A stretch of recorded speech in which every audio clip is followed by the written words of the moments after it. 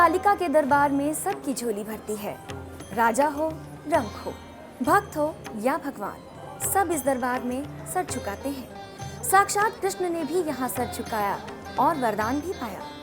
क्यों सर झुकाया कृष्ण ने यहाँ और क्या वरदान पाया, ये सब हम आपको विस्तार से बताएंगे। पर पहले माँ को प्रणाम कर लें।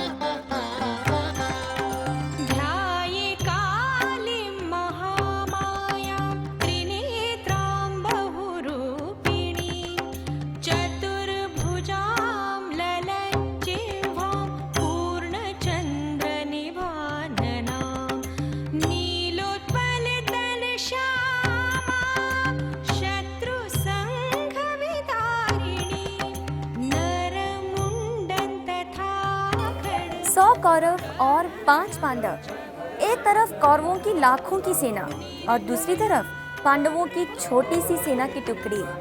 कोई चमत्कार ही पांडवों को कौरवों पर विजय दिला सकता था और ये चमत्कार किया माँ कालिका के आशीर्वाद ने।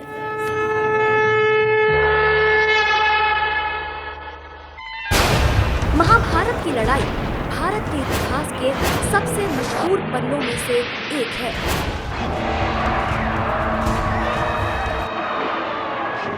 विशाल, भव्य और अद्वितीय। भारतीय उपमहाद्वीप की लगभग सभी बड़ी शक्तियां आमने सामने थी। लक्ष्य था विजय। कौरवों के पास थी 11 अक्षौहिणी सेना और पांडवों के पास केवल 7 अक्षौहिणी। कौरवों के पास थे एक से बढ़कर एक धुरंधर और पांडवों के पास श्री कृष्ण।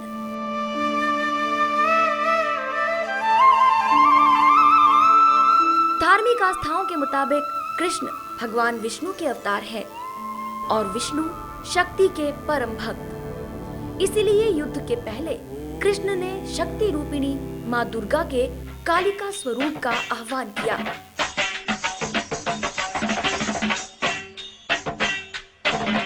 पांडवों से इतिहास इसलिए जुड़ा है क्योंकि जब कौरव पांडव का जब युद्ध हुआ था तो भगवान कृष्ण जी ने अर्जुन से कहा था कि यहाँ पर जो कालका माई का जो सिद्ध पीठ है वहाँ पर जाकर यहाँ अर्जुन ने तपस्या की थी और कालका माई ने उनको वरदान दिया था और उनको दिव्य शक्ति प्रदान की थी। महाभारत भारत के प्राचीन गौरवशाली इतिहास की गाथा। इसके पन्नों से छिटके लम्हे उत्तर भारत में कई जगह बिखरे हुए हैं। उन्हीं में से एक है ये कालिका सिद्धपीठ मंदिर। कहते हैं देवी यहाँ महाभारत काल से भी लाखों साल पहले से विराजमान है। कृष्ण की प्रार्थना पर उन्होंने स्वयं को प्रकट किया।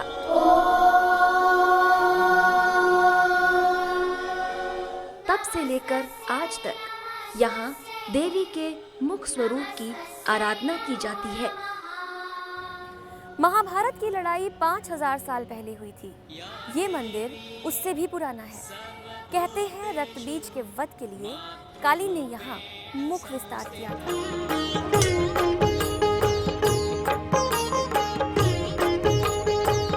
धर्म और संस्कृति, विश्वास और मान्यताएं आस्था की नींव पर टिके होते हैं। वाली पाड़ो पोकार कालिका करुणानी करना। धार्मिक मान्यताओं में प्रचलित कहानियों की सच्चाई का प्रमाण केवल यही होता है कि वो सदियों से अनवरत चली आ रही होती है। श्री कालिका सिद्धपीठ से जुड़ी कथा के साथ भी युगों पुरानी आस्था जुड़ी है।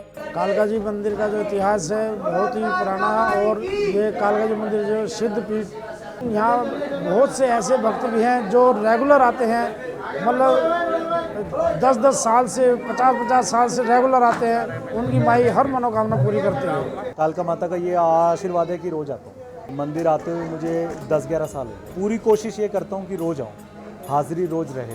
पहले ब्रह्मा और देवताओं की प्रार्थना पर राक्षसों का वध।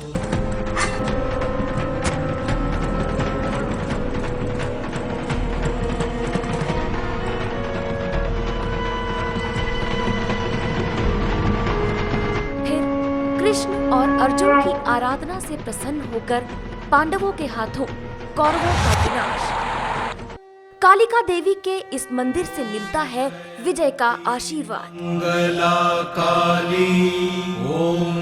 मन्नतें पूरी होती हैं, झोलियां भरती हैं। दिन रात यहाँ भक्तों की कतारें लगती हैं। यहाँ इतनी शक्ति है कि ग्रह बाधा हो या पूर्व जन्म के बुरे कर्मों का फल, माँ के आशीर्वाद से यहाँ सुख ही सुख की वर्षा होती है। और यहाँ जो है भक्त जो भी आता है अपनी हर मनोकामना श्रद्धा जो भी अपने मन में लेकर आता है, कालका माई उसकी हर मनोकामना पूरी करती है। यूं तो देश भर में कई सिद्धपीठ और शक्तिपीठ हैं। देवी के मंदिर भी हजारों हैं, मगर इस मंदिर में कुछ खास है। यहाँ के वातावरण में ऊर्जा का स्तर सामान्य से कहीं ज्यादा है और तीर्थों पर भी लोगों को ईश्वर का आशीर्वाद मिलता है। लेकिन यहाँ की बात ही कुछ अलग है। इसके साथ माँ की अनुकंपा तो जुड़ी ही है, साथ ही जुड़ा है एक और राज। भारत की सभ्यता और महाभारत का इतिहास, कहानी लंबी है। हम लेते हैं एक छोटा सा ब्रेक।